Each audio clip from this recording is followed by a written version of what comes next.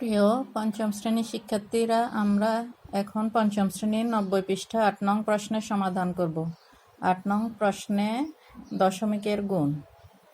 1 নম্বরে আছে 0.4 গুণ 2।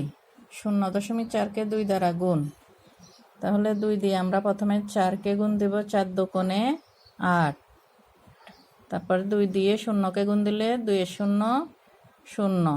তারপরে এদিক থেকে ডান দিক থেকে আমরা এই যে এখানে এক ঘর আগে দশমিক আছে, গুণফলে এক ঘর আগে এখানে দশমিক, এটাই উত্তর। তারপরে 2 নম্বরে দেখো 0.5 গুণ 8। 0.5কে 8 দ্বারা গুণ। 8 দিয়ে 5কে গুণ, 5 8 40, 40 0 হাতে থাকে 4, 8 0 0 4 বসে যাবে। তাহলে এখানেও এক ঘর আগে দশমিক, গুণফলে এক ঘর আগে এখানে দশমিক, তাহলে দশমিকের পরে শূন্যের কোনো দাম নেই, এজন্য উত্তর শুধু 4।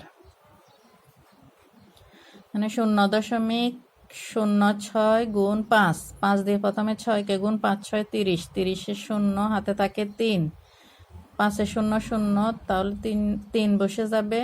আবার 5 দিয়ে 0কে, 5 0 0, তাহলে এখানে কয় ঘর আগে দশমিক আছে?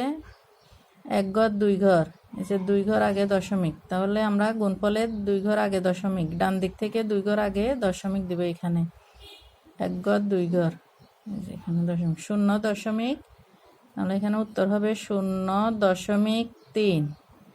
এই শূন্যের দশমিকের পরে এই শূন্যের কোনো দাম নেই। তারপরে 4 নম্বরে আছে 0.004 গুণ 5।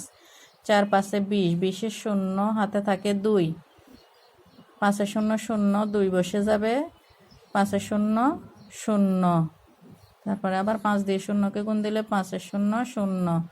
এখানে কত ঘর আগে দশমিক আছে? এক ঘর 2 ঘর 3 ঘর, তাহলে গুণফলে 3 ঘর আগে দশমিক, এক ঘর 2 ঘর 3 ঘর, এই যে এখানে দশমিক, তাহলে উত্তর হবে 0.02।